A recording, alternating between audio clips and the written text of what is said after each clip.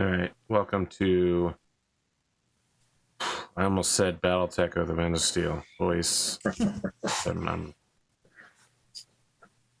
40K Rogue Trader Strings of Fate, Season 3, Episode 16.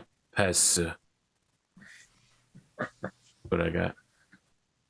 Pez? I'm ready. I'm ready for the end of Attack on Titan. It's been coming for so long.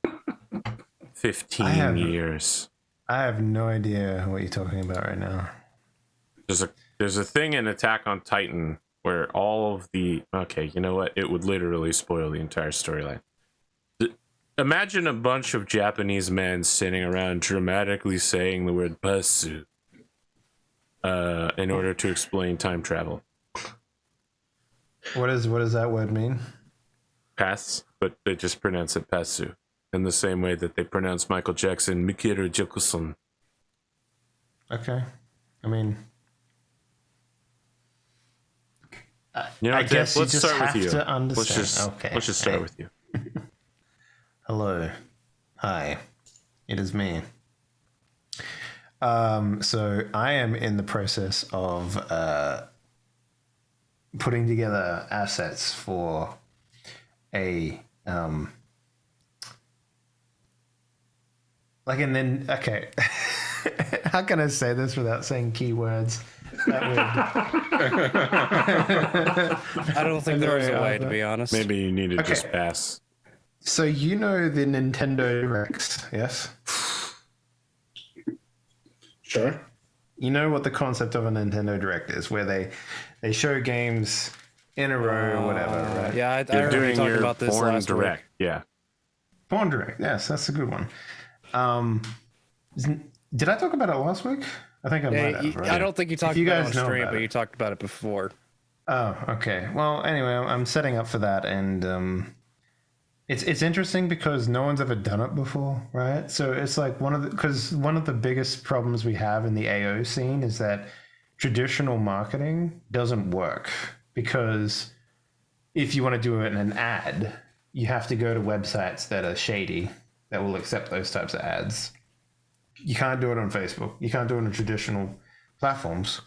But the content and the people that make the content are normally really good people. So it's not like the same sort of people you deal with when you're dealing with actual like human pornography or whatever, right? So it's strange. So when these guys offered to do a stream about this, it's like everyone in the industry sort of jumped in on it. So now the guy who's organizing it is just like, whoa, whoa, hang on.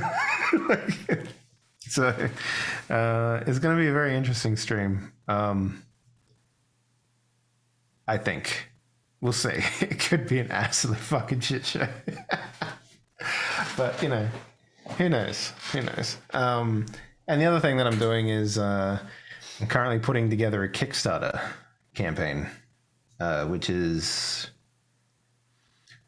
an interesting experience, I'll say. I don't know if anyone here has ever done a Kickstarter or if you guys have ever backed Kickstarters, but there's like I mean, I've backed a couple, yeah. I've backed so many. So right now I'm in the process of trying to organize merchandise.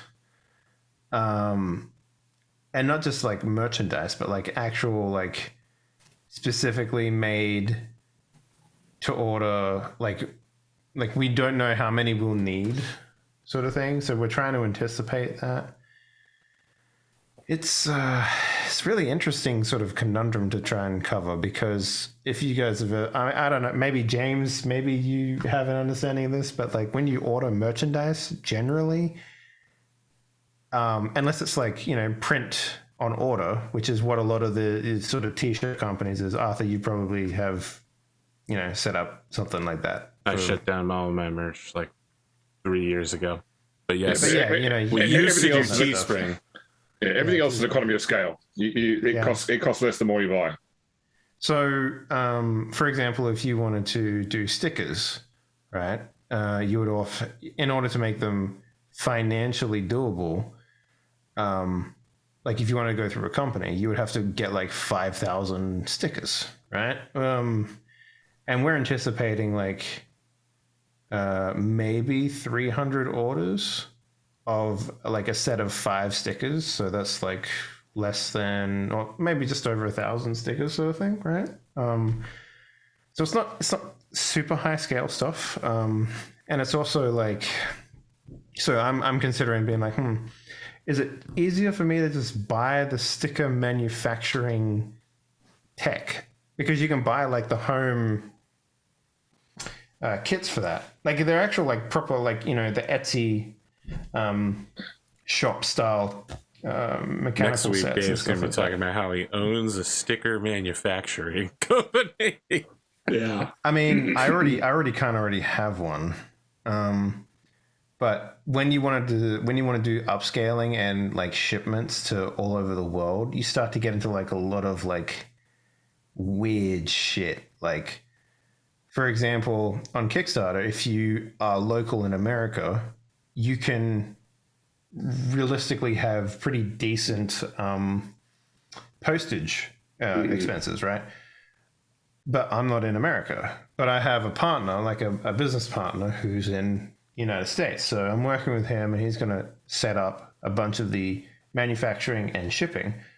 So that means if you're outside of America, when you order from my Kickstarter in Euro, because we're Polish, right? And it's being set up in Poland, the shipping will be like $25 because of just how fucked everything is. International shipping and yeah.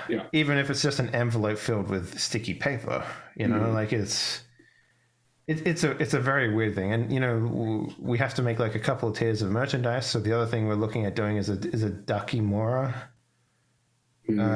which is like a body pillow. It's pretty standard, Arthur. Don't give me that look. And I treated the person who was on my stream who had a Dakimura of one of my Battletech characters exactly like this. somebody had a Dakimura of one of your BattleTech characters. Saya? Yeah. Oh yeah, that's fair. Yeah. Who do I you think played that character, bro? No. I think Saya just manifested herself into the... I wasn't even thinking of Saya. I was thinking of all the Time of Total Warfare characters and going, oh, Fake Butch ear. McGurk, obviously. Kirk isn't my character. I've only owned one, and it was more because of, well, yeah, added Cotton 4K. Yeah, it's an infinite more amount than me. Well, okay, there's a story behind that because I was working at Humble Bundle when Hatio Boyfriend came out, the pigeon dating simulator. Boyfriend, yeah. Yeah, and you know, the whole staff of Humble was like fucking crazy about this, so I just got like some free pigeon swag. donkey? Yeah. Wow, bro. It didn't last long because I don't know where it is anymore. Should be noted that means it was a male pigeon as well. Oh. Yeah, it was. Yeah. Dave, but that was before AO confirmed. games became. Whatever. I make a furry game. What do you want me to do? It's our best-selling game too, so you know. Yeah, of course it is. That doesn't surprise me. Look, yeah, I was gonna say there's They're big money patron in of the that arts, community. Man. Yeah, they are. A lot of the whole artists BattleTech art community that. Yeah. floats on, on the furries. They're like, all right, I want you to draw an Archer 2H. And in the cockpit, I need an incredibly small Foxman. Size of a penny, boys. $5,000. Here you go. Look, dude. Yeah, so, you know, we're doing all that sort of shit right now, and we're in the process of, like, setting up tiers. Like, for example, we have a tier that we're going to put into the game, which is like, oh, you know, you can design a character. It's going to cost you, like, $5,000, but if you want, you can do it. And that is not an untainable tier, because with these sorts of Kickstarters, there are people on oil rigs who are just like, yeah, I want to put my character in that game. And they do it all the fucking time. It's nuts. So we're trying to hit those whales a little bit. Speaking as someone who's been tertiarily involved in some RPG Kickstarters, there are a lot of rich fucking nerds out there who are just like, sure. Yeah, fuck it. I'll throw out $5,000 for this Kickstarter, $1,000 for this Kickstarter. Like, blows me away. But the difference is, we'll be rolling into this Kickstarter with like basically a very extremely competent demo of the product, along with like a bunch of extra stuff in there. The game is looking absolutely fantastic right now, especially since we moved from 2D to 3D. It's looking just spectacular. Yeah, I don't know. I mean, that's taking up a lot of my time, to be honest with you, just all that stuff, and obviously baby stuff and whatnot. But yeah, I don't know. Life. Nothing has crossed over the border yet, so I'm still good. But trying to get a home loan these days is a real bastard. Our government is just like, yeah, jack it up. Yeah, you need $1.4 million. Get you 1 bedroom, half bath. maybe in America, or in. Oh, our real estate market is so fucked, dude. There are people who are paying 40% cash in hand. For just garbage. Overpriced, yeah. Mm-hmm. Every pension fund and investment portfolio is just like, we should get our hands on all the real estate before the market implodes. Yeah. So the house we're looking at building is roughly, we're going to spend like maybe in total 900,000 zloty on it, which is like a quarter of that, or just maybe like almost a third of that is like USD. So that's like what? Like 400,000? Yeah, 350. Something like that. Yeah. USD, and that's like with land and 3-story building and all that stuff. So okay, well, yeah. Over here, you're looking at like you're easily 1.5 easily. Yeah. In 1.4 for a 3-story building. Depending on where you are. He's talking about in the capital city. You're gonna get something like that in DC for well, it's short of $10 million. It's like 25 minutes outside of Warsaw, which is still like. I mean, 25 minutes outside of DC is a fucking swamps. You gotta go an hour and a half to find land that's solid enough to stand on. Hey, a houseboat. Houseboat your way into DC. Stick some pontoons on it; it'll be fine. I'm just imagining someone putting like either like a camper or a mobile home on top of what is it? What are they called? Airboats? Oh my god! With a big old fan. All right, Florida, calm down. A new meaning to the word mobile home. There's a reason you don't find airboats outside of fucking Okefenokee. So to wrap it up, we're going to talk to a financial advisor like soon, like next week sometime, and hopefully, I mean,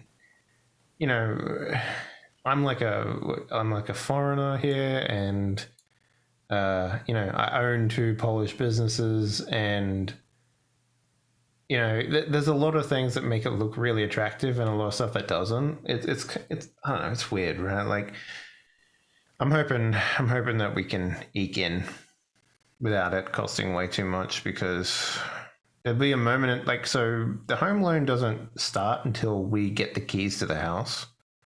Right, but because we're building a house, what we get is like the house is like done, but there's nothing in it, right? Like it's completely barren. So it'll do like 2-3 months worth of renovations on top of it. So during the first 2-3 months, you have to pay both mortgage and rent of wherever you're staying at the same time. So, and then you also have to pay for the renovations, obviously, but I don't know. It's it'll be interesting. So hopefully it's not so bad, but we'll see. I'll report back once I know more. Yeah, that's me. Well, let me just say this, Dave. I'm currently under investigation by the Internal Revenue Service of the United States. Reasons I literally cannot fathom. My tax returns are pretty easy to fill out. So I'm having my accountant take a look at it, give them whatever they're asking for, and then explain to me what the hell is going on.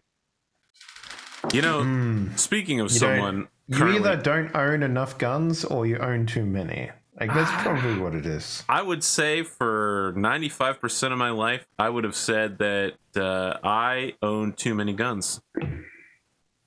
There was once a time where I believed if you owned more guns than houses, you had a serious problem. But I own one house and I have 4 guns, so I have a serious problem.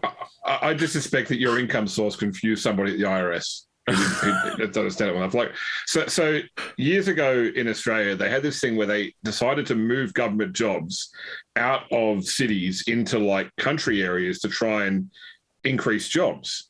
So this is back when I was working pretty regularly as an armourer. Originally, my state's firearm registry used to be in Sydney, in the capital of the state, and they moved out to a place called Willumbar, which is about 8 hours drive west of Sydney. You know, like it's a sort of town where you have to drive at least 4 hours to get anywhere else with a civilization around. You know, and then I'd be calling these people up, and they once again had no idea what they were doing. They were just country people that got a job at this new government department, and they had no idea how to answer any of the questions I had. It was so frustrating at the time, but you know, it got jobs out into the country, so good on them. Well, James, this is America, so we don't actually hire people to work for the government. We created something called contractors, and we give them tons of money to pretend they don't work for the government.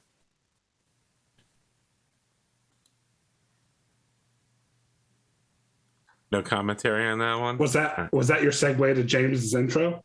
No, but I figured last because I have to segue from my intro into the game. So yeah, it's a formula. I'm just upset about the American contracting system and how stupid it is. No. You can't call me special agent. I don't have the power to arrest people. You just call me agent. Like that's. You don't have the power to arrest people. You're not an agent at all. No, only special agents have the power to arrest people. Agents are just agents of the government. Okay. Peace officers would disagree with you, but anyone here a fan of the YouTube channel Audit the Audit? I quite like that channel.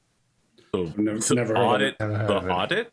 Yeah, it's pretty much like it's mostly body cam footage from like anytime cops or agencies whatever have done the wrong thing and then have gotten in trouble for it, have gotten caught later on, and they basically go through and say this is what they did wrong, this is why they got caught, this is what happened to this cop who's been arrested, is now in jail, that sort of stuff, you know. So must be a really easy job. I saw someone today that was like, my father-in-law wants 6 independent referees to review instant replays on the NFL, but doesn't believe in body cams. You know, speaking of someone who is probably a fan of a sport that has referees, let's talk to Pondo the Mad. Oh, wow. That's interesting. Okay. I thought that was going to me. Now you need to name the sports and or the fans that you're a fan of. Okay, go. Sport and the fans? Or wait. Mm-hmm. Yeah. Oh. You know, the club that the sport is inside of or outside of, around of. Oh, okay. You know, that Just guy, called yeah. Arsenal or maybe Armory. I mean, I'm a fan of the Pro Cornhole League. What an American sport. It's the actual thing. Yeah, I was gonna say, you laugh. Yes, Pondo, I'm aware. So, And James, am I the only one that thinks of something completely different when they say cornhole? Yeah, Yes. I know why you think I it's spent something enough time. different. Yeah, now I do, but so now I know. But yeah, in the past I would have raised a lot more eyebrows, definitely. Yeah, consider my eyebrows raised. Like I Pondo said, it's an Mad. American thing. But it's a great sport. It's like championship darts because you don't have to have any form of physique to be able to do it. You know, Yeah. You just need a beer in one hand and then the hacky sack in the other. Okay, I'm going to Google this, and I hope something appropriate shows up. Turn save search on.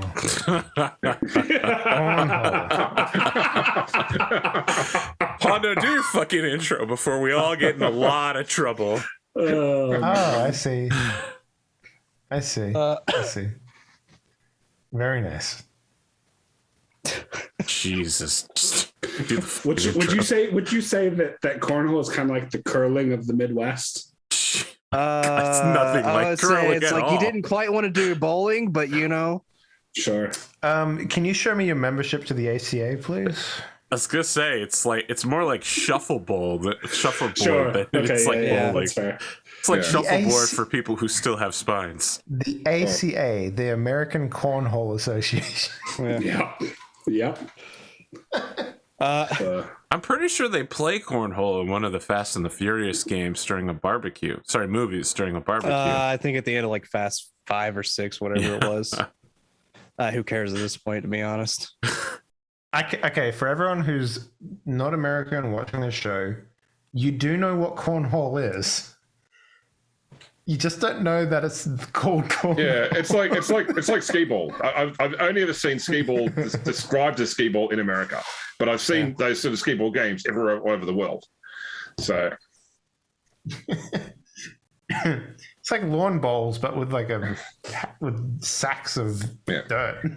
All right, listen, I don't need Commonwealthers insulting this. You guys invented Quidditch, and you treat it like it's real. So we're good.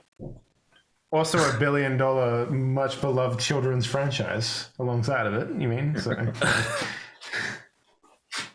Rivaling that of Pokemon. One person invented the franchise. Your country invented the game. It takes it very seriously. Look, we call it AFL, and it's an amazing sport. Oh my god! I keep taking damage. did you just get baby teeth, Pondo? Like you were just about to be handed the baby and suddenly, nope, keeping the baby. Yeah. Well, the baby should be asleep by now, to be honest. But she That looks like a happy baby, man. She's like wide awake. Wide awake. Like, Yeah. That's it. Oh, she's Going for the mic. Yep. yeah. Yeah. My kid's not quite at grabbing stage yet, but she's starting to get there. And the first casualty of war is, in fact, my beard and chest hair. So Yeah. Yes, it's not great. Yeah, I can confirm. Okay. All right. She really wants that mic. Yes. It's nice and shiny and something you can stick her mouth into. I was gonna say this is some Baby Yoda shit right here. Yeah. My week has been okay. Mostly just now getting over sickness throughout the week. SnowRunner was a thing. And then No, we deleted that episode. I also say it was a thing. It was 2 hours of me going, I'm quitting, Pondo! I'm quitting! Yeah, I kind of just let you let it out. At some point I probably should have stopped you, but I was like, you know what, maybe he needs to vent. No, it's a good idea to stop me before I get on a roll. Okay. But I think at that point when I thought about it, I was like, maybe I should stop him. It's probably too late though. That is also true. For me, yeah. it's probably too late.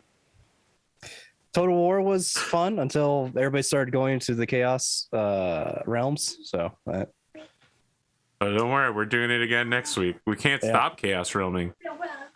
okay, can just explain it to me real quick. Is it like a Civ multiplayer game No, nah. not even slightly. where everyone takes little like a bit. turn, and like as you But it's- progress, it gets longer and longer for a turn to finish? Honestly, 'cause- the starting turns were the longest. Now, sometimes we're just like boom, bam, boom. Yeah, because at a certain point you're just like, all right, I need to get clear over here. Way over there. Yeah. It's almost like the inverse of a Civ game. Yeah. So one of the features with this version of the game is the fact that all the players can take their turns simultaneously. Yeah, but the thing is that the game processes all of your moves at the same time. So everyone makes the move to do a battle at the start of the turn. And so it like quarters the speed that every unit is moving at. So they all just like slow-mo run towards the enemy. And whoever gets in contact first gets the first battle. Everyone has to sit there and wait for that battle to resolve. And then doesn't matter what you're doing because you can't do anything while a battle resolves. So each person has to wait to do their battle until everyone else is finished. So I don't know. It's Fucking wild. At the beginning of my turn, I'm just like, gonna take a drink, maybe come So back the in battles five. are the battles auto resolved, or is it like Yeah, we've auto resolved every battle so far, but you don't have to auto resolve it. But the thing is that there's 4 people. If you don't auto resolve your you versus computer battles, it's just 3 people sitting around waiting for you. it'd be nice if they figured out a is way there one that guy way. that does it? Yeah. It'd be No, nice if they not figured yet. out a way to do it where you can have one guy doing the battle and everybody else still moving, but I don't think there's You can't. Yeah. because the way that things resolve. Yeah. And I think Timey-wimey stuff. yeah. And the thing I think I'm running into, and I think AP's running into, is that we're kind of overreaching a bit. I'm not overreaching. I'm the most powerful military in the entire world. Yeah, because like half of my guys died from starvation because no meat. That's you, man. Don't put me in the same camp as you. You need to actually have Listen. camps filled with meat. The last time I heard this game talked about, Pondo, you were sitting on AP's back door where he had no armies with 2 of your huge armies. So we call it Wiped him out. cornholing here, okay? Jesus fucking Christ. I still could do that, to be honest, but We're both sitting on each other's back door. The thing is, his capital is right across my border. If I wanted to betray him, I would later just be like, boom, got your capital. That's it. We're done. There's an incentive to not betray each other because we're building outposts in each other's territories so we can get each other's units. That's true. Because I don't want his shitty Nordlings or whatever the fucking Noblars. Noblars. Yeah, I want dudes carrying around giant iron cannons to serve as my reserve. I want some A+ tier units. That's what I'm saying. The I hope you don't have to worry about the meat mechanic that comes with it, because that's fucking brutal. Meat mechanic. I mean, okay, so the ogres are cannibals, and they are leaning into that heavily in Total War. No, please don't explain it. Just leave it at Okay. the meat mechanic. Like, that's good, man. Yeah, it's true. Hondo was not getting enough meat, and all of his dudes shrank away from him. Yeah, We've been a trying to wizard. get him more meat, but there's not enough people offering. Dave, Creative Assembly sunk literally millions of dollars into meat research and meat dynamics to make this game, Meat dynamics. Nice. Meat dynamics. oh man, that's a callback. Look, I'm all about the locomotion and procedural generation these days. So, you know, Procedural generation. Okay, get the fuck out of here. yeah, we've got a whole lip sync technology that's based around face movements and stuff. It's great. It's awesome. Sounds like some VTuber shit. That demo you posted did look really, really good. Yeah. Yeah. What else you got, Pondo? That's it. That's all I got. You know, Sorry, spiraled. speaking of someone who plays Warhammer 3, I thought you went with speaking of someone who spirals. yeah, but I'd have to go to myself, Dave. Not recently, because I've been trying, but every time I went to play, I went back into my Demons of Chaos campaign, played a turn, hit end turn. It goes through all the other NPC factions. At like about 70, the 70th faction, it freezes and crashes. So it's like, okay, well, maybe it's just the Demons of Chaos save file that's corrupted or something. Started a Ogres campaign, same thing. Started a Kislev campaign, same thing. So I just uninstalled it and reinstalled it today. So we'll see if it We'll see if it happens again. Should have been playing Cornishman. I bet my Demons of Chaos. I basically am playing a corn Devote campaign. yourself to corn. Nah. Okay. God You damn, can't- what's happening with all this corn today? You can't be half in with corn, all right? You got to go all the way with corn. You either get in the hole or you don't. You know? If you want to score the point, you get in the hole, all right? Just edging up to it is not good enough. For some people, it is. This whole intro is just a phrasing joke. I should have never made that. Should have never made that statement. Oh man. Episode title: Cornhole. Oh, Jesus. Oh man. We were fighting Bloodthirster, so yeah. Yeah. Bloodletters. If we were fighting Bloodthirsters, it'd be very different. We would have a lot of problems in that case. I think Don could take a Bloodthirster, one singular. Yeah. And No, say we could as a team, we could probably take 2 or 3 The Bloodthirster would eat the gunship we're all on, but for sure. we'd be falling to our deaths. Mm-hmm. Dude, this is the most exciting part about the game for me because you guys are just like, oh yeah, Dawn could take a Bloodthirster, and I'm like, the fuck I never is that? don't bring me into I don't know what that means. You've played Diablo, right? Boss. Come on. Now. Diablo is basically a bloodthirster. You give Diablo a sword, he's a bloodthirster. Yep. Okay, but Diablo's a bitch. He's like he's the fucking easiest huge guy and to he kill. rips you apart.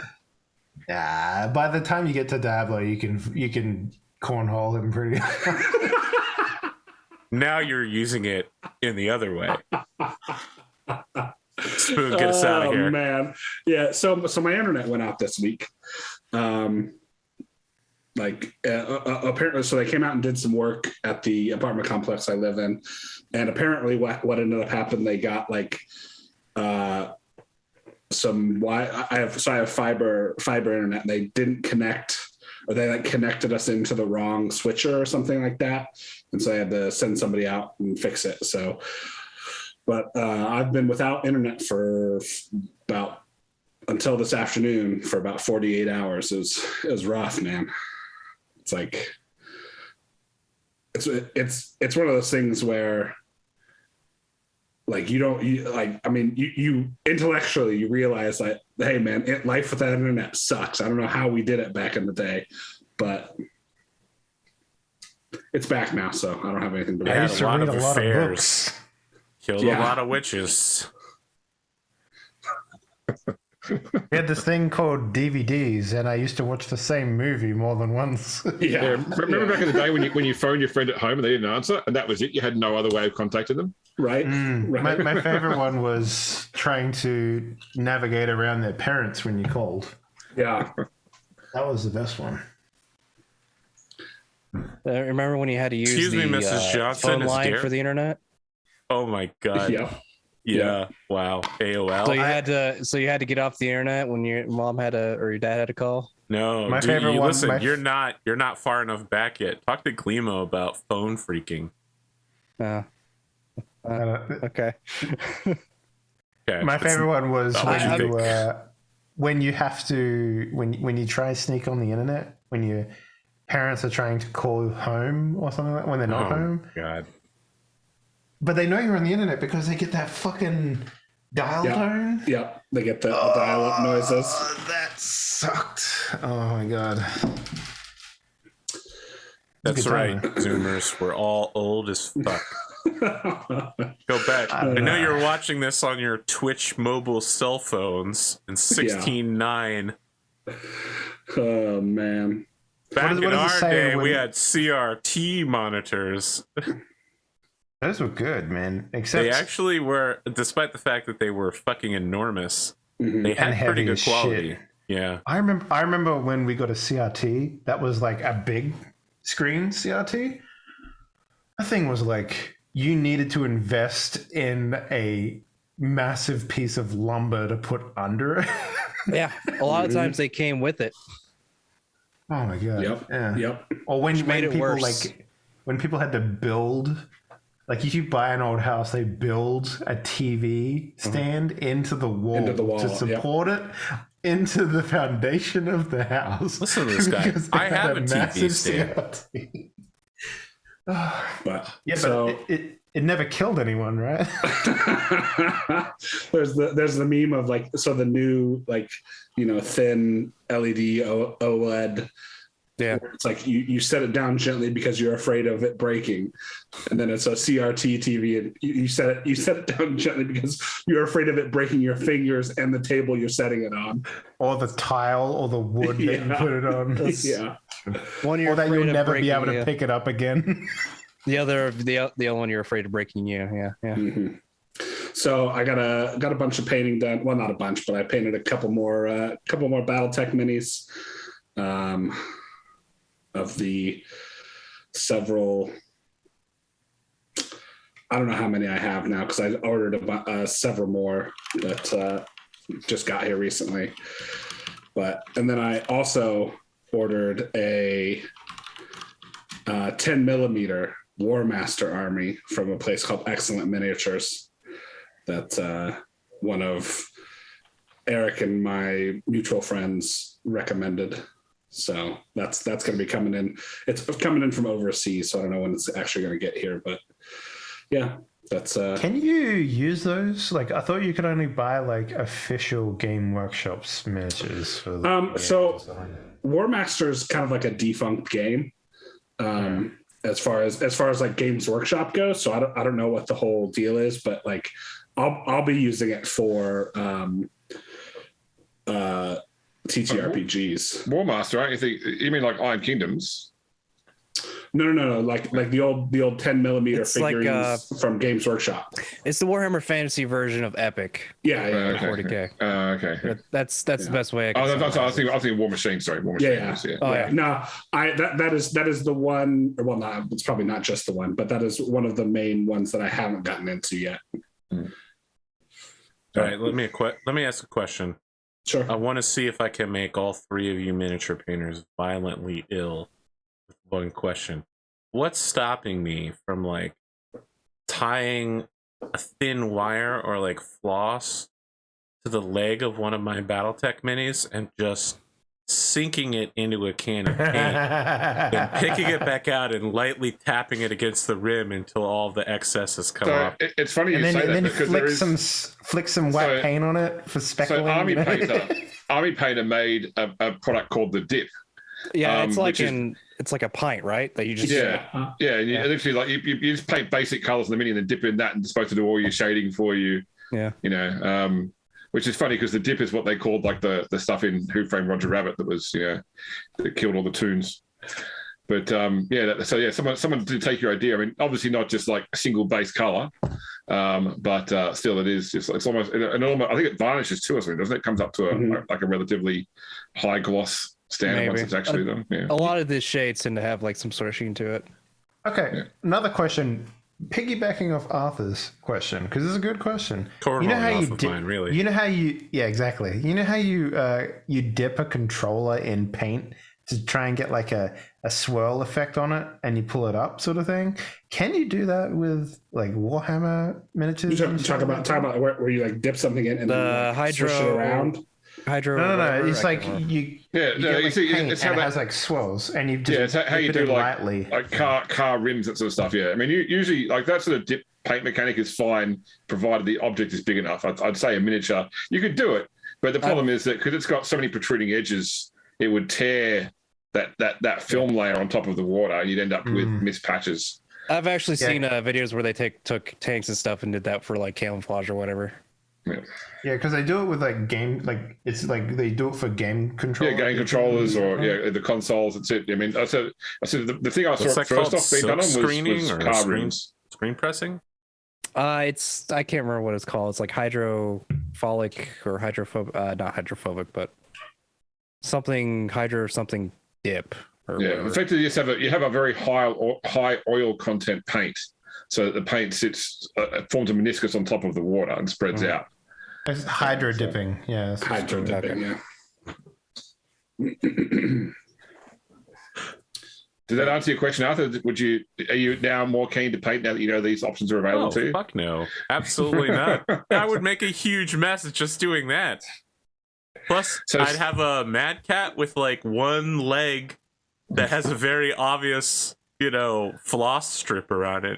Yeah. Just drill in the bottom and then put a super glue. Yeah. So here's what you do, Arthur. Actually, instead of tying something around like a leg or something, you just take some blue tack, stick it on the bottom of the miniature, stick it onto like a dowel rod or something, and then you just dunk it in. Here's my problem though, is that if I'm playing BattleTech, most of my minis will have fallen over at some point, slowly crawled several spaces, desperately screaming. So Spoon, yesterday I came across a new website called pileofshame.com, pile-of-shame.com, which is basically just you can like create whatever project you're working on, pick the miniatures from any game system, or if they don't exist, just create them as well. And then you can track your own progress. Like, you can have like a progress bar for each miniature and post updates of your pictures, and people see it in a feed and can like your pictures, etc. So nice. I put my entire space with my own. I'm now going to put my Eldar Army to work on it there as well. So that's awesome. Yeah. I was going to say, I thought what you were going to do was say it's like a Steam Workshop where you can pick the models that you're currently waiting to paint and then upload them to Model Painter. So that, Kinda so that paint them virtually instead of painting them in real. Neglect the physical models and paint the virtual ones. Yes, exactly. That's where I thought this was gonna go. Yeah. No, like Kind of reminds me of the Magic the Gathering apps that I had for checking what cards I actually owned.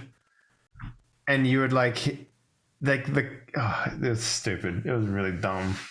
So I will admit, I was playing Model Builder recently this week on Steam, and I was noticing about how hard it is to effectively manipulate a paintbrush or an airbrush with a mouse. Basically, you don't get the same level of accuracy. And I was thinking to myself, you need like some sort of, like when you had the Nintendo Wii, where you had like the different handholds that were like represented different sports. You need like a virtual airbrush or a virtual paintbrush. I'm thinking, I fucking might have to do the actual models now. When I'm actually utilizing actual proper, like a paintbrush, I may as well use an actual model and paint properly. You wait, James, because there'll be like a VR game where you actually have to order like a physical space in order to do the virtual models. And you get like your plastic spray can, which is like a fake one, but it's like got like a button. Bro, this is the next level of AR augmented tech. You use the camera on the front of the VR headset. You're painting it in real life and in VR at the same time. So let me ask, because Dave, you've got a headset. So do you, Arthur? Yeah. Have either of you played much in the lines of shooting games? Yes. I tried to play like I played Boneworks for a very long time, and then I fell in Boneworks, and Okay. I just can't put on a headset ever since. Like it's really? just made me violently sick. I punched Thinking myself about in it. the nuts in Vox Machina, and I really haven't played a shooter since then. 'Cause I was one of the really things bad in Arizona Sunshine, though. Because I'm fine with any sort of pistol in the game is fine. Yeah. But at the moment I'm trying to pick up a long arm, because there's no rigidity between my front and rear hand. Like it really just goes all over the place because there's no way to sort of control that rotational move. We haven't got that rigidity. And I would think trying to do a virtual thing like trying to paint and having no contact with the object you're actually trying to paint, for example, would give me the same issue. Yeah, they had a lot of there's a lot of like haptic feedback gloves and shit now. Yeah. A little bit. I don't know if that'll like solve the Nintendo Power problem, Glove. but I mean, I know exactly what you mean. Like the pistols are super fun to use in VR, but like when you get to like rifles, Try or using anything, it's swords, like, man. Any sword fighting game beyond Blade and Sorcery is really fucking tough. I really liked what was it? Boneworks did a really good job of making things feel heavy, which is really strange. Like it doesn't feel heavy, but like there's like you have to put like a lot of effort into swinging something. Because I struggle with that in the Walking Dead game, where like axes had to be like wielded two-handed or so heavy. But like once again, the way they did that was your arm virtually didn't move where your arm physically did, and that disconnection ruined the game for me. So they did have a lot of really interesting. Like I did like that the Walking Dead game for like when your axe gets stuck in something. Like it felt pretty fun to pull it out of like objects and stuff, but like like a zombie's head. Yeah, or something like that. Yeah, but Or the same with a knife, stick the knife in it, gets stuck. yeah, but it's I don't know. There's always going to be that disconnect. Anyway, what are we talking about? It's my intro, but that's pretty much it for me. All right, James. Right. Have we done you, Arthur? You don't need nothing. You don't need an intro? Or you started, listen, didn't you? If I fucking small talk this week, it's just gonna be. You know that the sensors are down in Chernobyl, right? That's because of me. That's how toxic I've been this week. Look, I've just had a pretty busy work week. Now I get to travel overseas again next week, so I'm trying to make sure that because I'm in the week now where if I get COVID, any point from now on, I'm not traveling to Vegas because I won't be able to get over it in time. So I'm telling my entire family to stay away from me just in case, because my kids are going to school and they're going to bring it home from school, and it's going through the school right now. So that's my. Didn't you hear, James? It should be So- fine. Like COVID doesn't exist anymore now that there's like the Russia thing going on. So don't worry about it. So I will keep to my neat freak clean stage, trying to make sure I can travel to the US and hopefully not get it there because then I can't get home again, which would also suck. But yes, I'm looking forward to traveling. Oh, we'll get rid of you, bro. I don't know where we'll put you, but we'll get rid of you. You might end up at an unnamed island in the Pacific. I'll end up in some ice detention center. At least I don't have any kids that can tear away from me. Oh, I'm not traveling with any kids that can tear away from me. Wow. Yeah. Wow, James. Listen, just for the last 3 minutes of conversation, I'm going to get demonetized on YouTube so badly. I've just written this episode off. Thank God there's a halftime break. Yeah, I built my Eldar. I'm still waiting for one more model to arrive before I can really start to get into painting that project. But I actually had a chance to try out the Eldar yesterday, not on my side, but one of my kids really wanted to play a game of 40K yesterday, and he wanted to play Eldar, so we got to take the new Eldar rules for a spin, and he absolutely destroyed me. I got one turn before I was tabled with my Space Wolves against the new Eldar. So yeah, the Strands of Fate mechanic is really OP. If only you'd been using Ultramarines. Well, look, I think that Eldar would be really strong against the Marines. I think that Death Guard are going to be their kryptonite, based upon how they play. But that's just my opinion after a single game and reading the book. But also ran Pendragon this week. I killed the last the last starting character. Got killed in session. Was that right? Yeah, no, sorry. There's one other character that's retired but didn't get killed. But I don't want to say anything. What year are you?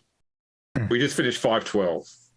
Oh, so that's a respectable distance. Yeah, and given we started at 480 as well, because we did the additional 5 years of Uther. Yeah. So he was 50 something when he died. So wow, incredible. I cheers, hope I cheers get that to far. that guy. Yeah. It was Chris from yeah, that's it. Yeah, he died in the Battle of something River. Anyway, just call it River Avon. That's what all the rivers in Britain are named. The I like only two people got that joke. Don't worry about it, audience. It's very funny. Yeah, so look, I mean, and it's a good thing about Pendragon is that your character's going to die at some point. So there was no sort of like, I really wanted to live. It was like, okay, well, that was his time. On to my next character now. But other than that, it was like one of those 512s, one of those really weird years where the PCs are just there to watch a lot of stuff happen. It's like the what's the guy who wrote Astleford? No, who wrote it again?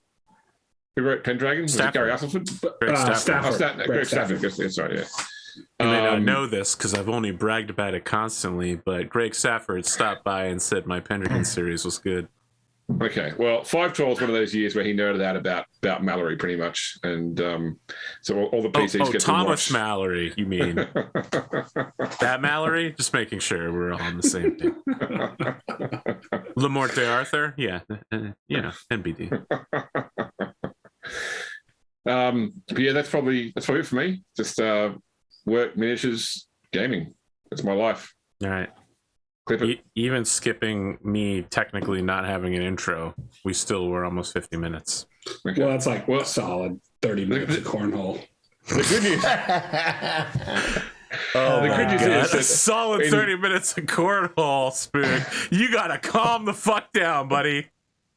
Look, man, there's no end to the depth that is cornhole. Okay? That's about 23 minutes too long.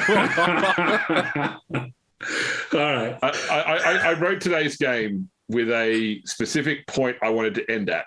So if we get there in like 10 minutes, then it's going to be a short game. I don't think we will, but don't worry, I'll distract us by doing something the audience doesn't like. It's fine. No worries. Okay.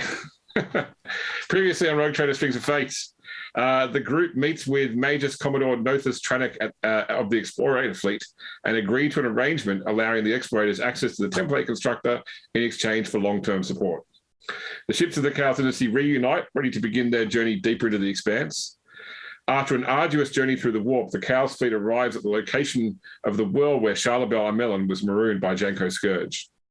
The world at first appears a paradise, but Androchiron quickly warns the others that a storm of tormented souls surrounds the world, a storm which the group will have to fly through to reach the surface. As the group descends on Lucky 13, the gun cutter is attacked both by Eldari jet fighters and also by demons of Khorne, which is somehow stuck on board the Hand. Thought for the day, not even the dead know the end of war. I could have made a joke in there, but I'm not going to. Please, Sounds like those Khorne guys are in a bit of a hole, huh? Look, we all fell in a pit. All right. So you survived the air battle. Lucky 13 is damaged. And its hull's compromised, but it's still flyable. Mhm. I don't know if We're there's going any to sort need of light power armor to get back up into space, but fortunately, everyone on planet probably has exosuits. So, Oh yeah, we ended in combat last week, didn't we? Yeah. Yeah, that's right. Yeah. Tack yeah, weld you- a piece of metal to like the holes in the hull, and then it should be all right. did we talk about XP last time? We did 300. Oh, what is the hang on. What is the total? I have 26,900. Okay. Hang on a sec. 26,900. That's what I've got. Admittedly, I've been sleeping. Yeah, I've been No, sleeping that is also what I have. 900. Okay. 26,900.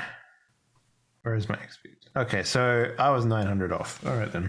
Oh, Gouda. Yeah, it's just like 5,000, 2,900, 29,600. Yeah. Yeah. 5 million. Underneath the Soulstorm, and where there are no Eldar jet fighters or demons, it's actually quite a pleasant world. As you sort of overflying it, it's crystalline blue waters. Most of its landmass is archipelago. So, you see all these sort of island chains of varying sizes as you overfly them. Remember, you had to come in through the South Pole, basically, and you're heading towards the Northern Hemisphere. Mhm. So you have probably a good, couple of hours at flying at the gun cutter's top speed to actually reach, where you're heading. I would like everybody, please, to give me awareness rolls, +0. These are my favorite.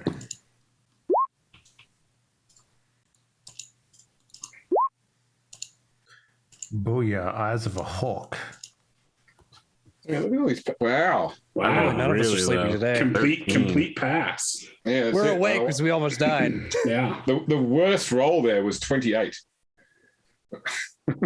Everyone else Well, is you don't have All to that call me out garbage. like that. That's it. We got our good shit out of the way. Let's prepare to suck. Okay. So what you all do notice as you're overflying some of these oceans is that occasionally you'll see like what looks like small vessels out on the water. We're talking like, fishing boats here. Not of any sort of major size.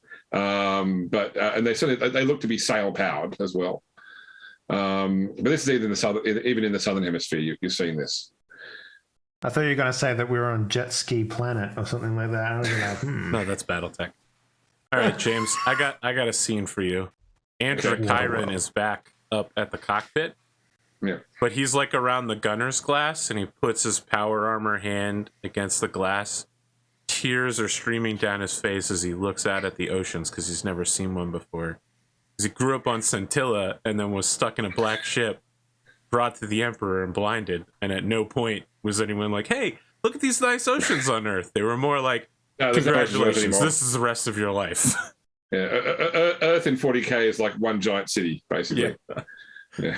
So he's just crying right now, looking at all the open space in the oceans, hands silently on the exterior. I see that you've taken the gift that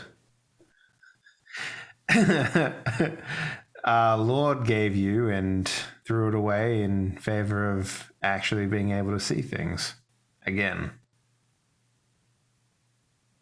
I apologize,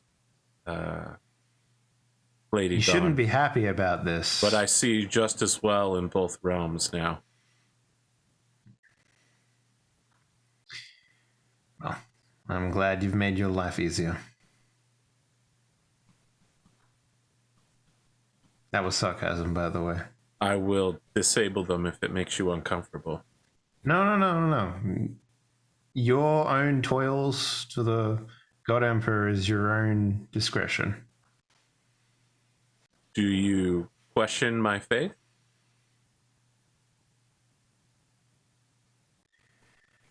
A man doesn't get lax and fat by toiling in the earth. He gets that way because he sits on pampered pillows and eats and drinks fine foods. There's a slippery slope if you keep giving yourself all of the comforts that you want. And he turns, hand on his IV drip bag. Yes, you're right. I should give up the comforts that I have taken up.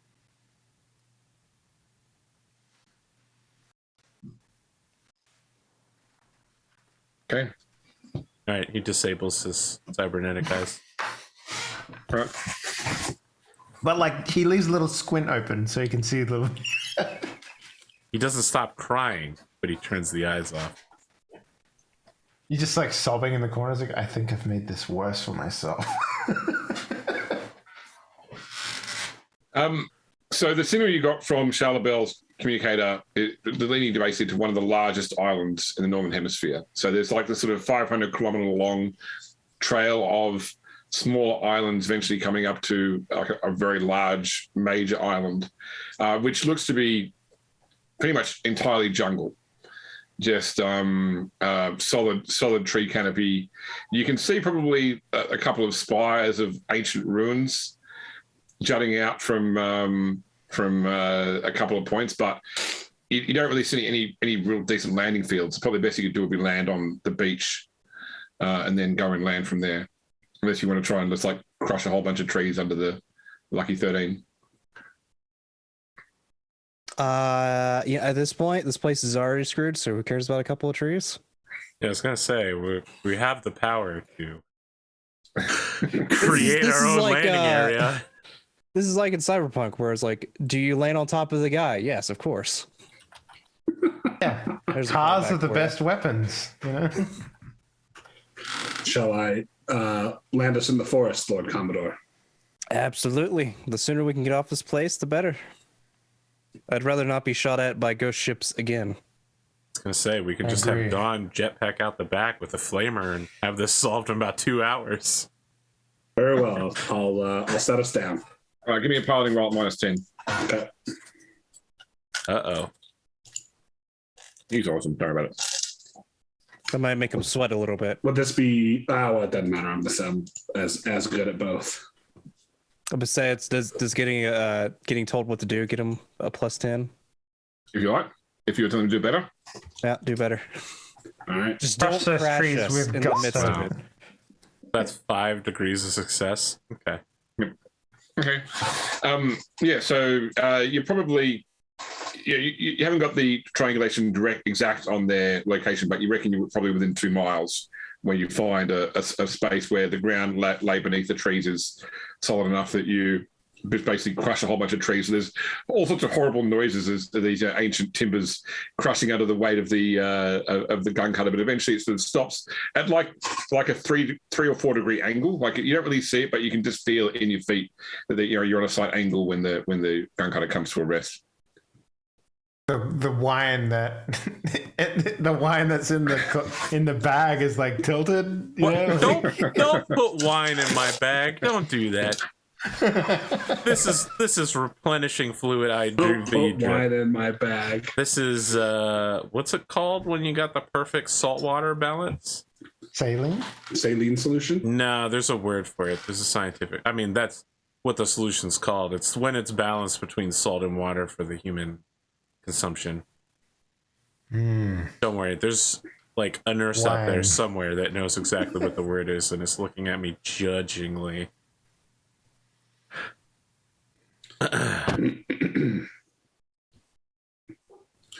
We're about 2 miles away, Lord Commodore. We should be able to make the rest of the journey on foot. Very well. We should also figure out a way to patch up the Lucky 13s. That way we can get it back through space again. Yes. I think there's probably some repair kits on board or something. Did we bring a mechanic or an I think there's armorer? always I Didn't believe Ivy as come far with as the us? sheet goes, there's always someone, a tech priest on board. That's part of the standard crew. Okay, if you say so. I could be wrong. I'll double check it. Did you bring spare parts? Probably not. We'll just, Start ripping out some seats. I think our mission- Androchiron up on the wall. I'm gonna be all honest. Our mission profile was to bring as many people back as possible. Someone probably picked the spare parts up so we could fit one more person in the ship. Well, we did crush a lot of ancient timbers. Those are space worthy, right? What? You want to father the ship with timbers? Just Wow. fill the On the gap. outside. Yeah, fill Yeah. the gap with tree leaves and sap, and then it'll be dry and it'll be airtight. Yeah, well, Perhaps we'll see I mean- if. Yeah, maybe we'll see if they have any like broken ship shuttles or anything from when they. Well, no, they got teleported down here, so they wouldn't have jack shit. That's right. Oh no. Charlotte landed here first, so she came here on her shuttles apparently. Oh, okay. I mean, I've played Imperium. It just makes a cube, right? And we just slot it into the wall and we're good to go. So your other shuttles that came down by the way, like the regular landers, probably about 2/3 and then made it through the storm. Oh, that's more than I thought. Yeah, and they probably because they're in like lighters rather than gun cutters, so they're probably going to land like on the beach and come further in. But you have also other support too. Love the idea that we come back in 2 hours and there's a ship floating out in the ocean because the tide came in. AP, can I have a Sonicians test from you, please? Great. These have always been for good reason. 1.1. So first off, this whole world has like a strange psychic resonance to it. Like there's a power here that is definitely like of the warp, not in a negative way, just empowered by the warp in some way. But by the same token, you also sense a mind nearby. And when I say nearby, I mean within like 30 feet. That is not a powerful mind, but there's something psychically connected about it. Ah, I found the Jedi Yuzlarmi. Yes, we're doing the Thrawn storyline then. Okay. I'd like to briefly make a mind link with it if it's willing. Well, give it a go. Okay. I mean, I'm just going to do it fettered, so. Yeah. Can't really fail. I don't remotely get even close to failing. Yeah, with a 3. I guess wait, because I'm doing it fettered, I don't have to make a D100, No. right? Yeah. No, you don't. That's right. All right. Yep. So you touch the mind. So it is of an animal level intelligence. Yeah. But it is, I'd say friendly. It's curious. Curious is the word I would put to it. It's come to investigate all the noise. And its curiosity is piqued by the fact that something psychically active has reached out to it. Mm-hmm. So you sort of get like you get like the psychic equivalent of a dog wagging its tail psychically at you, sort of thing. Yeah, I know. This is Indiana Jones now. We picked up our animal mascot for the toy line. All right, I'm gonna Obi-Wan Kenobi this, but not original. I'm doing prequels. I'm just like psychically, hello there, and I reach out and give it scritches psychically as I move towards the boarding ramp so that I, can make face-to-face contact with it. We do a psychic. Pss, pss. Yep, exactly. All right. So when you round the boarding ramp, there is down on the forest floor a sort of bluey purple coloured gyrinx, which is, if you haven't seen them in 40K before, look like a large domestic cat with pointed, like very long pointed ears, almost like a lynx, and a sort of a furry mane. Is it evil? Look, Androchirons may not work for the Inquisition like everybody else, but I assume that he's seen a list Everybody else. It's just Come me on, at this son. point. And even I'm very loosely working for the Inquisition. I mean, I don't know how loosely you could be working for the Inquisition. You've literally shown up at Darth Vader's Citadel and personally made deals with him, so... You're like, look, I'm just affiliated. I'm sure I'm on a first-name basis with him, but... I just call him Annie. Do you ever been to Los Xenos, Arthur? I have every scholarly at a +10. It's not scholarly skills, Forbidden Law. Then no. I've got Psyker's Warp and Occult. There is. Okay. So you don't know. It's clearly an animal though. All right. But yeah, it's like walking towards you to examine you further. I'm gonna approach it cautiously using my emotional support psychic weapon as a staff because it is a staff. Yep. It's my cane, and then I unsnap a like a water bladder off of my leg so that I can give it some water to drink. Yep. Okay. I can't wait to get eaten by this thing. This is it makes purring noise. It's about the size of an ocelot. So it's pretty fucking big. We're not talking about a house cat. No. It reaches up to at least my knees. Yeah, that's it. Probably like 300 or more pounds. Okay. Yeah. You seem to have befriended it in any case. It it does that whole sort of cat walking around your legs, rubbing its side on your legs type thing. Captain, what is this thing? I've made first contact with the locals. They're adorable. What are you talking about? I guess I look. I mean, I have Forbidden Lord Xenos. Can I try to determine? Yep. Probably fail. Yep. It's evil. It's Psyker Soul Hunter. It specifically befriends them right before Holy it kills shit. and eats them. Wow. Why? A 5. So yeah, a Gyrinx is a genetically engineered companion animal that the Eldar use. They have very minor sort of psychic connection. Effectively, so normally Farseers or Warlocks would keep them as pets because they help boost their psychic power. They imprint psychically on owners, and they often adopt physical and psychological traits of their owners over a period of time. This thing's gonna be very. This thing's gonna be pessimistic. groveling everywhere. Poor cat. Oh Jesus. Pierre goes look at it. It's like, oh, that's nice. It's a super psychic house cat. Take a good look poor at it, thing. boys. It's going to be malnourished within the week. That poor cat is now doomed. That's unfortunate. All right, I'm gonna basically psychically interrogate the cat as to if it can help us reach the colony. Essentially, I'm just basically gonna be like, have you seen more of people like us? Can you take us to it? So what it can tell you in cat level intelligence, Yeah, of course.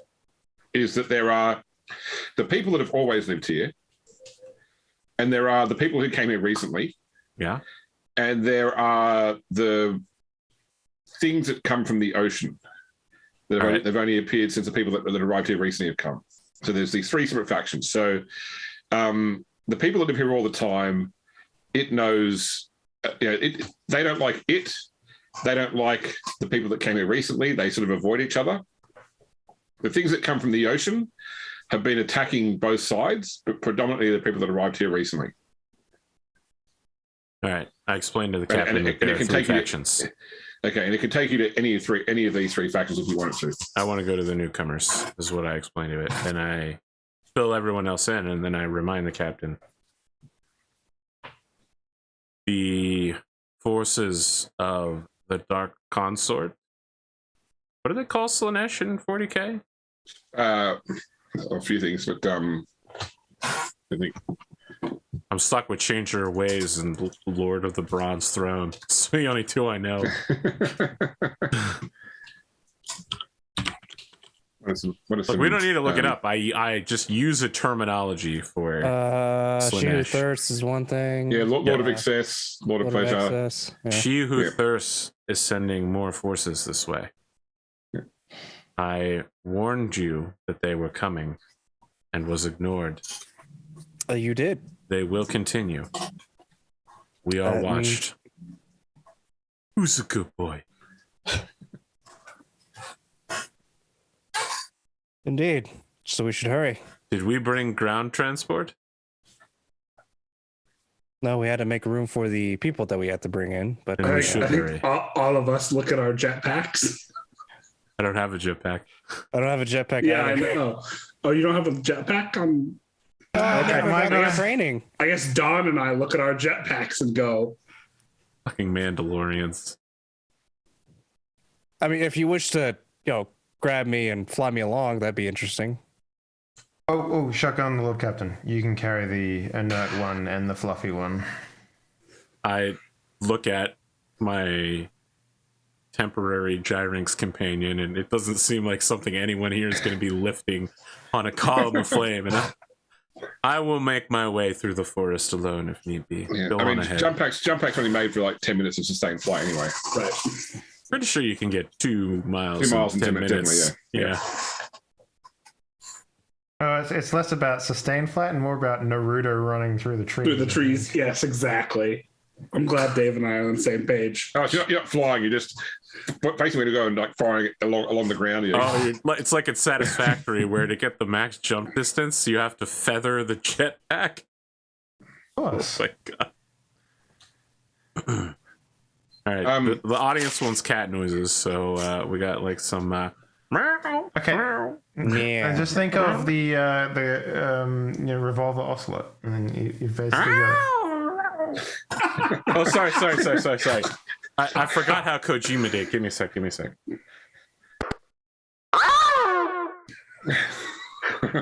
gotta have the echo effect. That's more of a revolver move Jesus. than That's more of a revolver automatic. technique.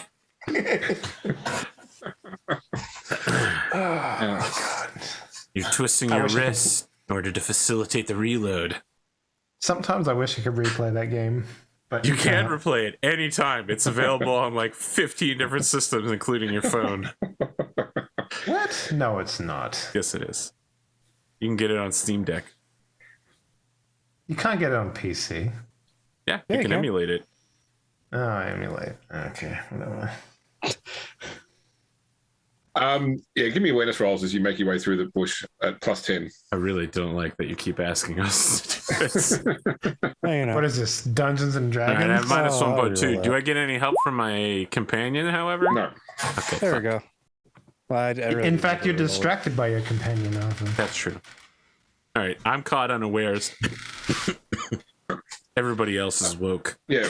So as you make your way through the undergrowth, And you the notice current disappears into the tree.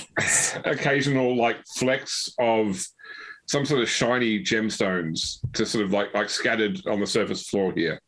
Is it obviously Eldar soulstones? Or you don't know, you haven't seen them. I haven't seen Eldar soulstones, or I haven't seen these gems. You haven't seen these gems yet because you failed the awareness roll. Fuck. Are they like buried in the, or like we're seeing? Yeah, they're like half buried in the mud. We just sort of seeing like the occasional sort of reflection of light off one of the facets. Does anybody have any idea what those stones are? Let me look at it. All right. Probably have no idea. You dig I around take the the mud. Lord Captain off my shoulders and put him on the floor.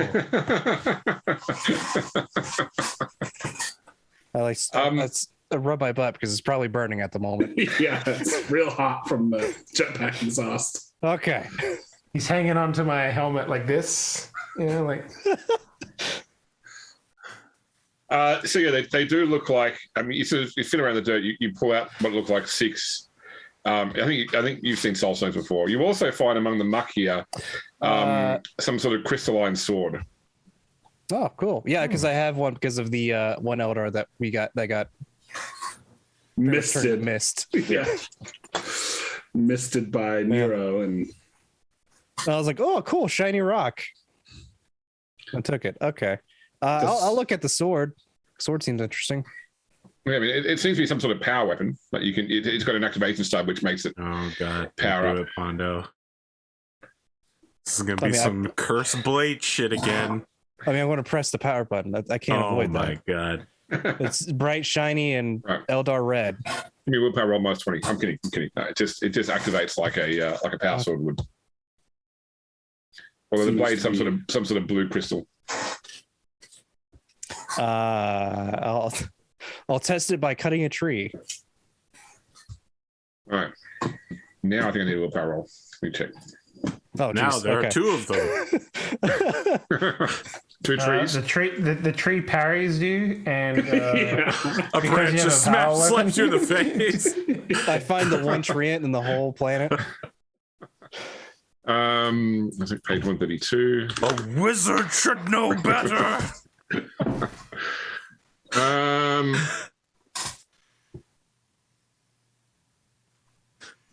Sorry. Beard man. Sorry, it's a different book. Talk amongst yourselves while I figure this out. All right.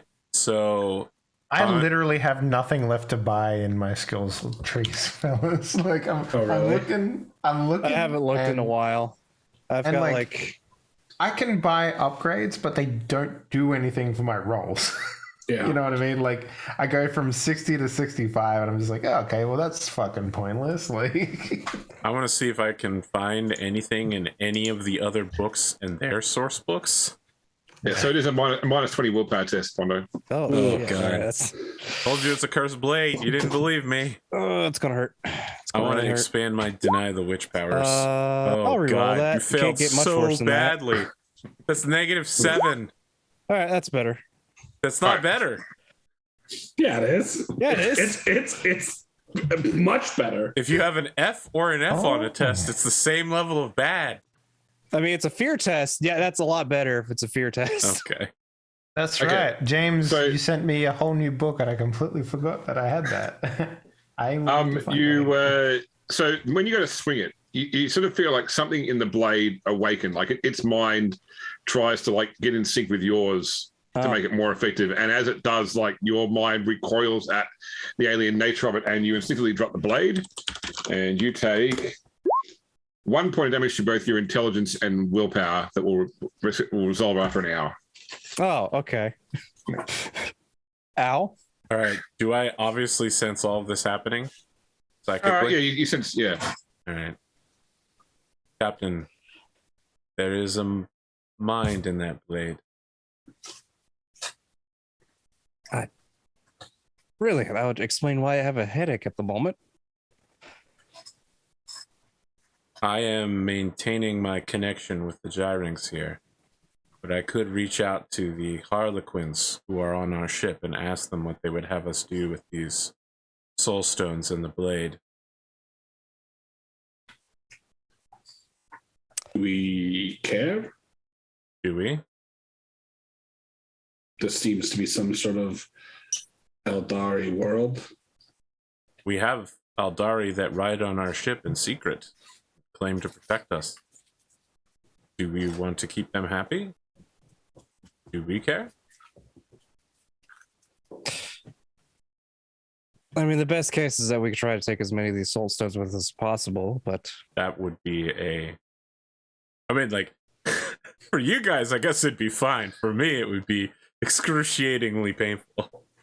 It'd literally just be like, hey guys, how's it going? Hey, oh, hi guys. Ah, man, we haven't killed any Monkey in a while. Man, I think there's a Monkey among us.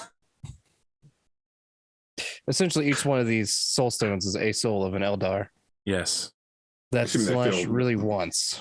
I'm sorry. She Who Thirsts really wants. I Indeed. didn't say the name. I know better than saying the name. Then why don't That sword is unrivaled in value as well. Yes, I'm keeping the sword. Very well. For some reason, you can't bring yourself to touch it. Oh, You're going to pick it up again. I will. You said that. and I was Like, just the primal part of your mind just rebels against, you know. Oh, when you- okay, that's true. It's, When I it's like see- the Jack Sparrow sort of, you know, kind of touch it and hand recoils. When I see him Um, recoil, I'll pick it up and fasten it to his blade belt for him. You know, it's like a mom. It's like making sure it's secure on there. AP, would you please give me a +0 willpower roll? Great. I don't suppose the sword is a daemon. Okay, 4.7. Sure, Thank you. sure, James. How's 4.7 degrees of success? Oh, good. Thank you. This thing is like, hey, how's it going? And I'm like, shut the fuck up. Don't talk to me or my son ever again. I literally suppress this thing's mind as I tie it to the captain's belt. I just don't want to deal with it at all. Yeah. Thank you. Let's get moving now. All right. You head on. Occasionally through the, like, you know, the 2 mile walk, you do pick up signs of, you know, human habitation in this area that goes back longer than, you know, there's game trails. There's probably sites of old campsites, for example. So yeah, definitely people have lived here for a longer period of time than simply when Charlebel's crew has been here. But yeah, after a time, you do hear up ahead the sound of voices, and you sort of come into a small cleared area where effectively temporary buildings have been set up, and there's, you know, the crew, Charlebel's crew, are sort of milling around. They've established like defensive structures as well, like built sort of mini palisades out of hewn trees, and there's signs in the tree line as well of effectively where they fired at from the position at the tree line, so you can see where trees have been cut and broken It's by Ferngully. las weapons. Yeah. my God, I thought about Thorne Gully. My name is Fatty. All I remember from that movie is like the intro where he's like a dude with like headphones on in the jungle, like marking trees, and he gets ganked by fairies. Classic That's Chris about all Pratt move there. Yeah. So there is a moment where, like, as you first emerge from the tree line, somebody on like the wall yells, like, you know, movement left, and suddenly like some las rifles are raised, but they quickly work out that you're not whatever they wanted to shoot at, and suddenly weapons are lowered again. Thunder. Pierre probably looks like very unimpressed by the last rifles. like, that might tickle.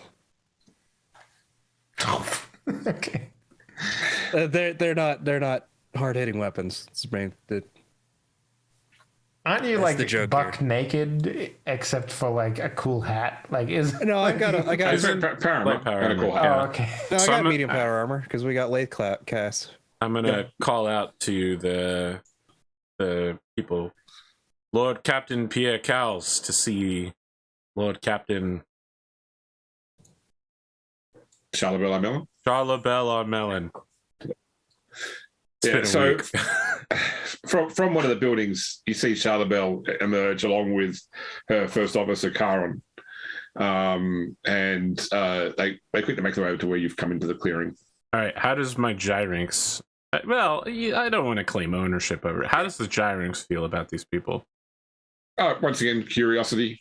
You know, Okay. it's like, But it's not like they've been, as, like throwing stones at it or something, or setting No, its family on no, fire. but it's also picking up on your emotion. It's mirroring your emotion. So if you're happy to see these people, it's happy to see these people.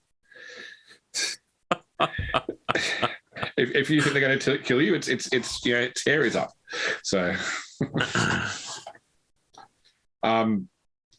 Pierre, you're a sight for sore eyes. Thank you for coming down. Yes, and you and your people should be getting ready to leave as soon as possible. I don't imagine it won't be long till more company comes, not in the good way. She looks to her first officer and, you know, gives him a nod, and he starts off yelling out, you know, telling people to start breaking camp and get where they need to go. I mean, guards still stay on the walls just in case while everyone else is packing up. How did you find us in the first place? Well, we found the person who put you here in the first place. Scourge. Yeah. Yes. First discovered him flying around your ship. And then I had my one associate here. He points at Androchiron. I'm thoroughly engrossed in like now that I have a chance to like squat down and pet the Gyrinx, Yeah. I've tapped out everything else.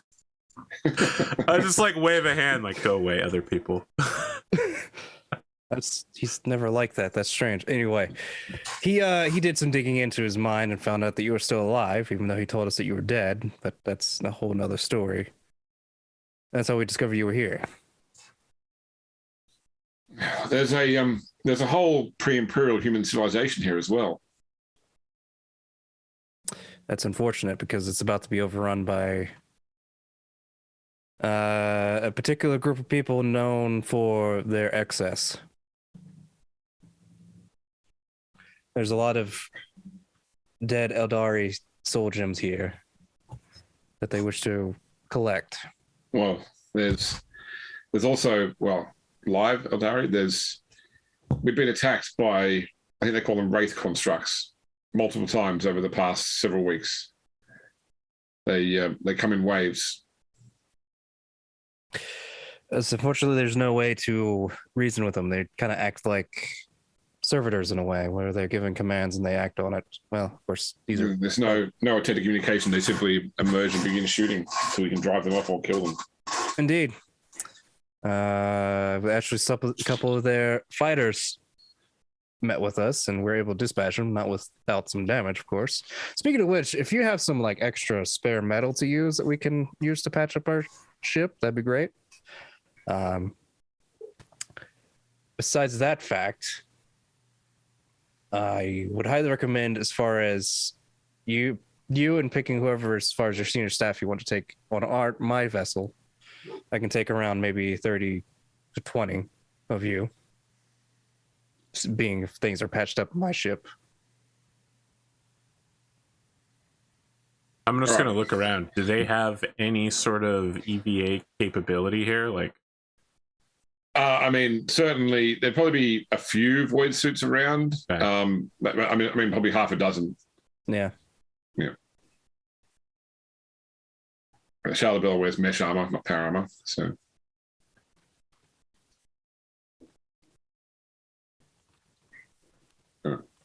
But they certainly have, like, they've had to repurpose some of the tech from their landers as well, just to establish what they needed to have a base camp here as well. So they've used fuel cells to create fire, for example. So they certainly have spare parts. It'll probably take them a couple of hours to break this camp and get everything together to get start heading back towards your ship. but there's like 300 people here. Yeah, that's right. Yeah. All right, I'm gonna lean in towards the Lord Captain. How many shuttles did we have breakthrough as well? Was it only 2? No, so you had 2/3 of your shuttles. Oh, okay. breakthrough. So that is enough to bring everybody up then. Yeah. Okay. Now, if they get back to the ship, that's a whole other question. Yeah. I'm gonna lean in towards them and say, I may not be the keenest fate weaver, but given that we know that there are 2 other factions on planet, and that those who come from the water have been attacking quite recently, I suspect that at the first sign that they are abandoning this position, we will be struck by one or both forces. That'll be something that we have to deal with when it comes, fortunately. I would suggest, perhaps it might be wisest, Master Thorne would know best, we take a priority squad of those who can survive in space back to the gunship and have it ready to help clear the beach where the rest of our landers will come down. And at that point, we break camp here.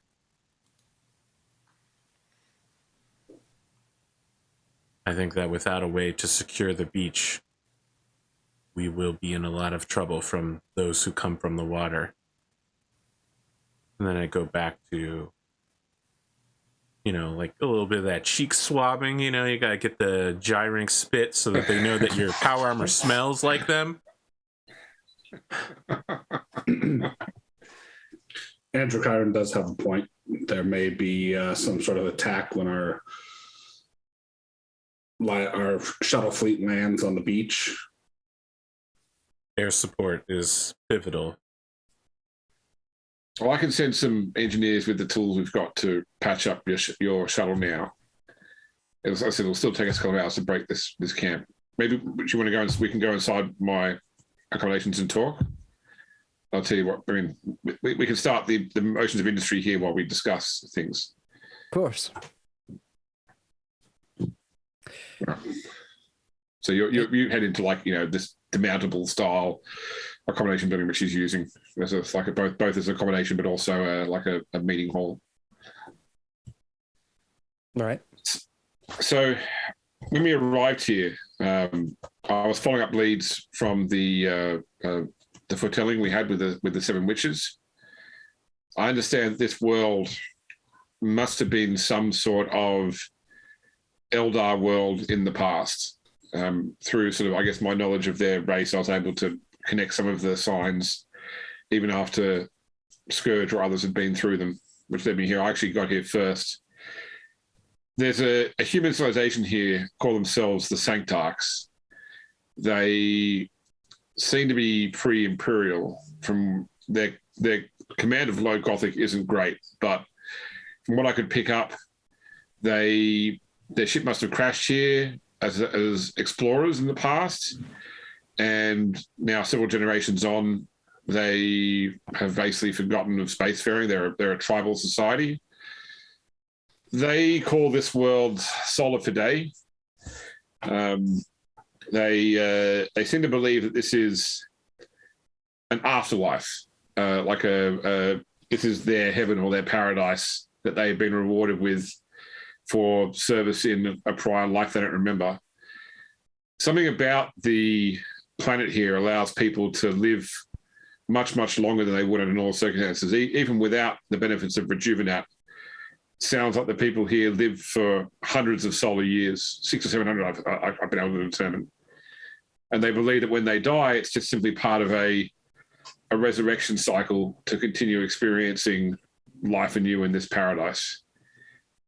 I'll be honest, it would be a pretty hard job to convert these people to the imperial truth.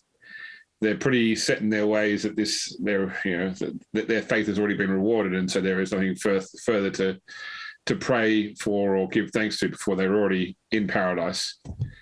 But there are probably about 500,000 people here. So I know you say there's forces coming to this planet. If somehow they could survive, or this planet could survive, it offers incredible natural resources and whatever trade it is that allows people to live extended lifespan as well. So after we arrived, Scourge turned up not long after. We both found some ancient ruins, Eldar. The ruins seem to predate the arrival of this human civilization. I found a few defunct Eldar warp gates, devices they could use to travel between worlds that have been long since out of commission. But there was a central spire about 40 miles northwest of here that contains some sort of psychoactive map of the Expanse. Every single world in the Expanse detailed in at great length by the Eldar from their time. Scourge decided that he wanted it, and so he literally had his ships tear the top of the spire off and drag it back to his vessel. Yet somehow doing this triggered some sort of cataclysmic event in the planet. The Wraith constructs started coming out of the sea and attacking anything. This storm above started. We couldn't get our vessels through. We couldn't get off planet after Scourge teleported away. So we've been stuck here since. And the Wraith forces they come.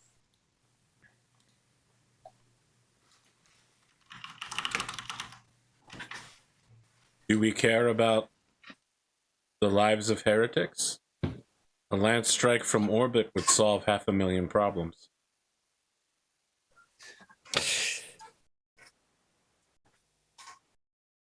If they will not convert, it is clear I didn't say they couldn't be converted. I just said it would be difficult. I'm not a missionary. I imagine that they would have their own ways of dealing with such sects of you. It just takes time. Send in the Bene Gesserits. I think the best we could do for them is warn them about the potential threat coming, and then they can work on it themselves. I don't know how well they're going to be able to do it, or how resistant they would be to the forces of chaos, but... Now, James, I want to say that I imagined everything that happened up till now was a, like, The Last of Us style modern video game walk through a camp that will obviously be a firefight level later. We see a whole bunch of the B-roll cast. They're talking to each other. If you have subtitles on, there's a lot of waist-high walls in this camp. That's for sure. But now that we've reached her meeting room, right? Yep. Androchiron sits down and has the Gyrinx sit in the seat next to him in cat sitting position. So they both like look in the same direction at the same time. They just time their head movements. I just want to be as weird as possible. All right, I look toward our missionary to see what she has to say about all these unconverted masses. That's Thorne, by the way. Oh, sorry. How many people did you say there were? 500,000. We're talking spread out all over the globe as well. They seem to have a sort of a society where individual tribes are based off historic family lines. They have usually a single male and female leader of each tribe. Is this going to be... You've conversed with these sorts, yes? I said they're command of Low Gothic. I mean, it's simply the same language separated by thousands of years of different dialect extension. I'm not talking about the language. Yeah, I'm talking mostly about their willingness to participate in clearly what's something better for them. Well, what would you judge that as? As I said, I think that the difficulty you will have is that when I've seen missionaries work, it's usually to promise people that there is more. They can be part of something more, something grander, something more enriching. And these people believe they've already achieved the pinnacle of existence. Okay, so we're going to have to root them out. Okay, I understand.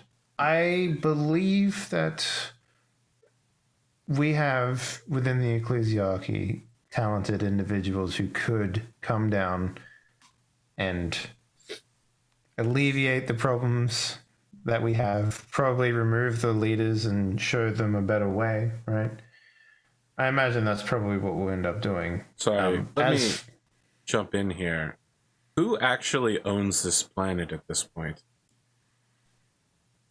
Is it the Armelans? Is it Scourge? Yeah, I suppose technically she does. Yeah, she was the first one to get here. So, I mean, they say that possession is 9/10 of the law. Is it the Cowles planet?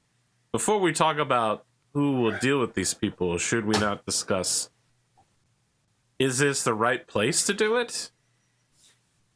Oh, we're rather busy souls attempting to escape a wraith attack. I look concernedly at the Gyrinx, but it looks back at me also concerned. I understand what this man is saying. I mean, you don't have the ships to transport 500,000 people off this planet. And if there is an attack coming, we want to be off this planet when it occurs. Whether or not there's anything left to save after that attack, we don't know yet, but we should still find out. This planet has an incredible wealth in it that would be exploitable, provided it's not destroyed.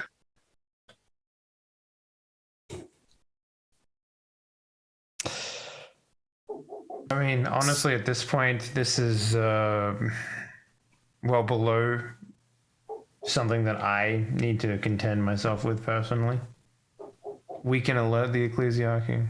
They can send the people that have more patience for this than I do. And oh, sorry, Lord Captain.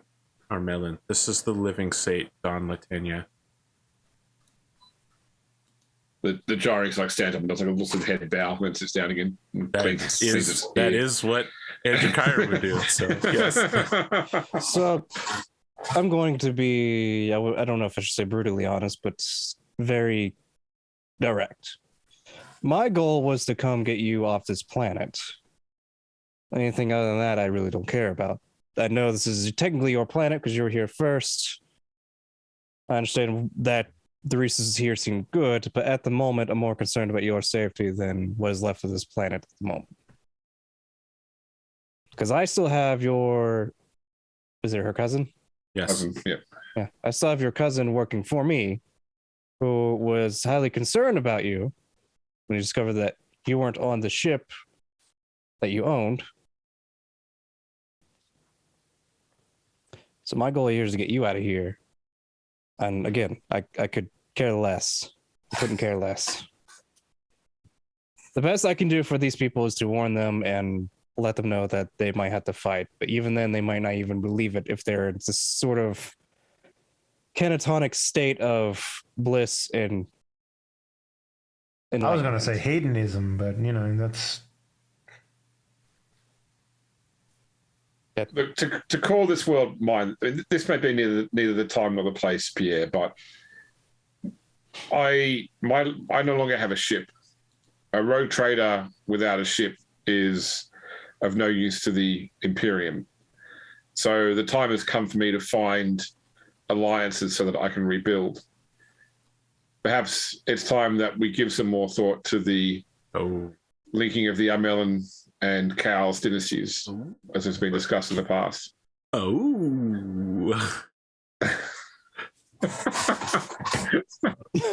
Pierre's like trying to recall, like, when did we talk about linking the... It was it a Nero thing? Nero. Yeah, that was 100% Nero. That was Nero's Cadian parental engagement parties. It's like Pierre's just like at this moment, I was like, when did we talk about that? The only thing I remember is striking a deal that of course we can discuss about that later. Again, I would prefer to get off this planet as soon as possible. Okay. Someone else, so you hear someone outside yell, "Movement in the tree line!" And we might take an 8-minute break here. God damn it, James. Really? I mean, it is. Yeah. It is just a really good place. That's the thing that bothers me here. I'm gonna need to get a psychic power that lets me, like the alarm spell. I'm tired of getting ambushed all the time. When do we ambush people? I told you about the waist-high walls. I couldn't have been more specific than that. I was the one that said that this was obviously going to be a place we fight. I know cinematically this is what's going to happen. All right, we're going to intermission. We'll be back in the second half.